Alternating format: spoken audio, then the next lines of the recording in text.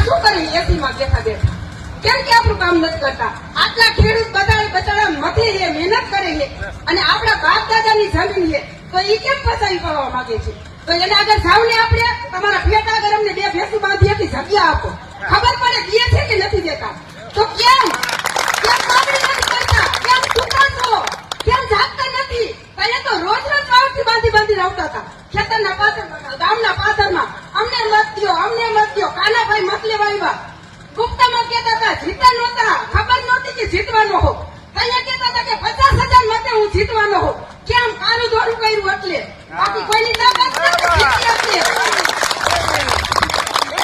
પોતાને લડ્યા અમને, જેને જેને મત દીધા એ અમને લડ્યા.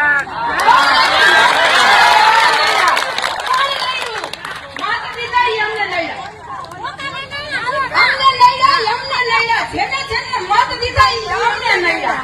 કેમ નડ્યા? ખેતર વેચે થાંભલા ખોડી નડ્યા, પણ થાંભલા તો નયા જ ખોડવા જાય અમારા